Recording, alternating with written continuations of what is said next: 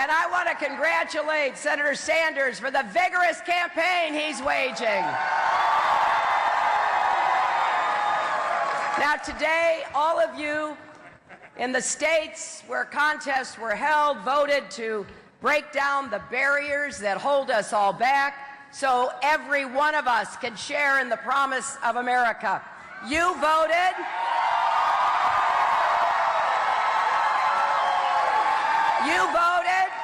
You voted for our tomorrow to be better than our yesterday. Tomorrow where all of us do our part and everyone has a chance to live up to his or her God-given potential.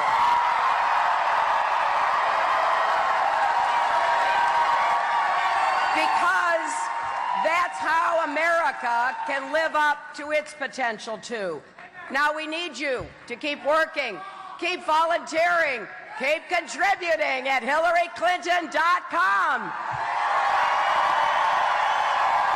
Please join the 950,000 supporters who already have contributed, most less than $100, because our campaign depends on small donations for the majority of our support. We can't do this without you. So if you've been waiting for the right moment, now's the time to come join us.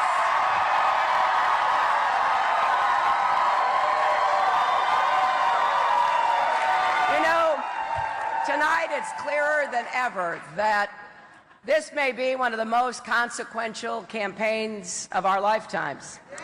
The next president will walk into the Oval Office next January, sit down at that desk, and start making decisions that will affect the lives and the livelihoods of everyone in this country, indeed everyone on this planet.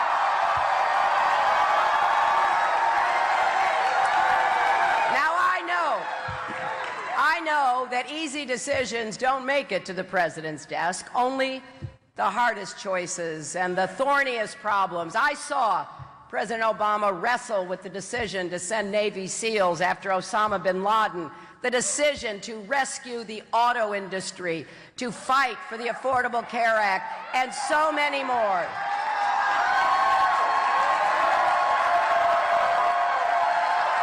And so, our next president has to be ready to face three big tests. First, can you make positive differences in people's lives? Second, can you keep us safe? Third, can you bring our country together again?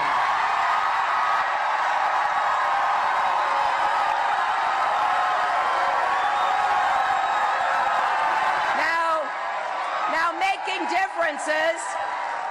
differences in people's lives comes first because Americans everywhere are hungry for solutions. They want to break down the barriers holding them back so we can all rise together. Ask any parent. You'll hear nothing is more important than making sure their kids have a good school and a good teacher no matter what zip code they live in. They deserve a president who understands that when we invest in our children's education, we're investing in all of our futures. And young people across America struggling under the weight of student debt find it difficult to imagine the futures they want. And they deserve a president who will help relieve them of that burden and help future generations go to college without borrowing a dime for tuition.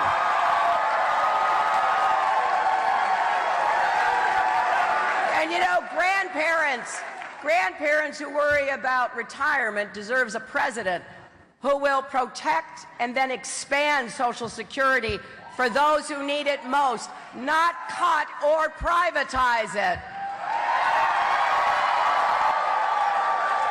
Families deserve a president who will fight for the things that are priorities at home, but too often aren't priorities in Washington. Affordable child care, paid family leave, and something we have waited for long enough, equal pay for equal work for women.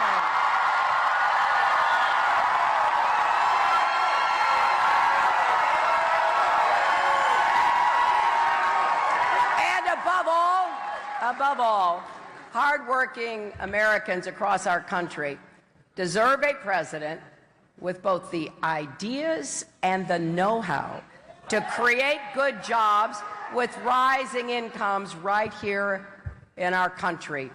And I am absolutely convinced that we have the tools to do that. That's why I've laid out a program to do what can be done. More good jobs in infrastructure, more good jobs in manufacturing.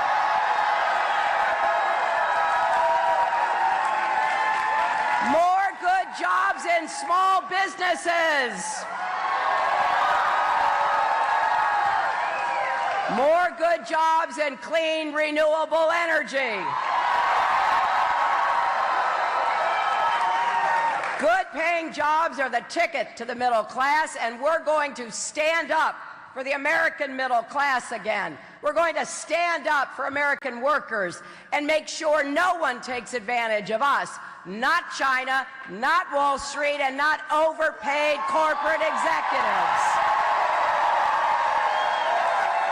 Now look, of course, every candidate makes promises like this. But every candidate owes it to you to be clear and direct about what our plans will cost and how we're going to make them work.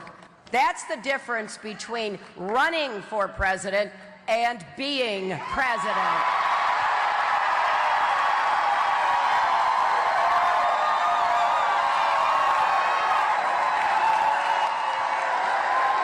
And I'll tell you,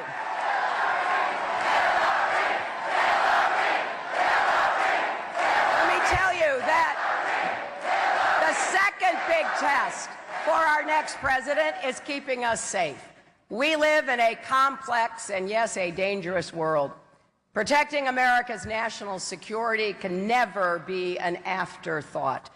Our commander-in-chief has to be able to defend our country, not embarrass it.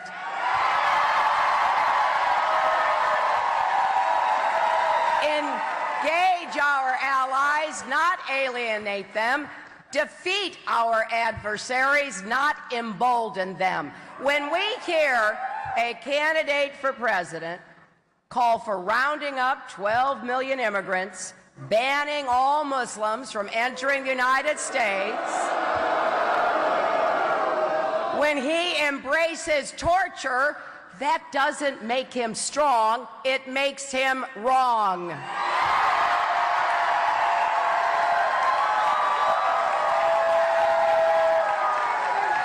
Has to bring our country together so we can all share in the promise of America. We should be breaking down barriers, not building walls. We're not going to succeed by dividing this country between us and them. You know, to be great, we can't be small. We can't lose what made America great in the first place. And this isn't just about Donald Trump. All of us have to do our part. We can't just talk about economic inequality. We have to take on all forms of inequality and discrimination. Together, we have to defend all of our rights, civil rights and voting rights, workers' rights and women's rights, LGBT rights, and rights for people with disabilities. And that starts by standing with President Obama when he nominates a justice to the Supreme Court.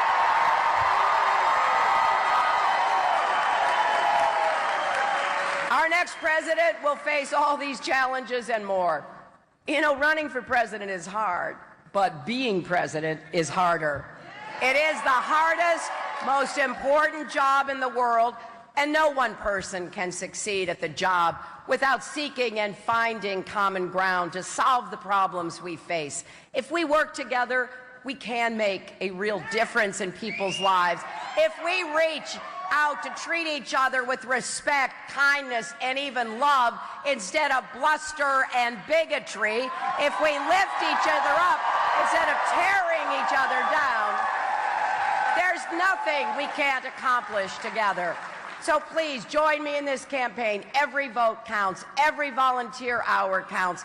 Every contribution counts. 8 years ago, on the night of the Ohio primary, I said I was running for everyone who's ever been counted out but refused to be knocked out, for everyone who has stumbled but stood right back up, for everyone who works hard and never gives up. Well, that is still true. Our campaign is for the steel worker I met in Ohio on Sunday night who's laid off but hoping to get back to work. It's for the mother I met in Miami whose 5 children haven't seen their father since he was deported. She dreams of a day when deportations end and families are reunited on a path to citizenship in America.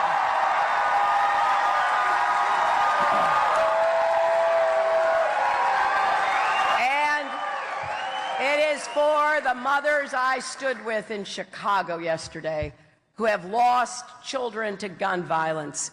They're turning their sorrow into a strategy and their mourning into a movement. Let's stand with people who have courage, who have resilience. Let's stand with everyone who believes America's best days are ahead of us. For all of our challenges, I've never had more faith in our future. And if we work together, if we go forward in this campaign, if we win in November, I know our future will be brighter tomorrow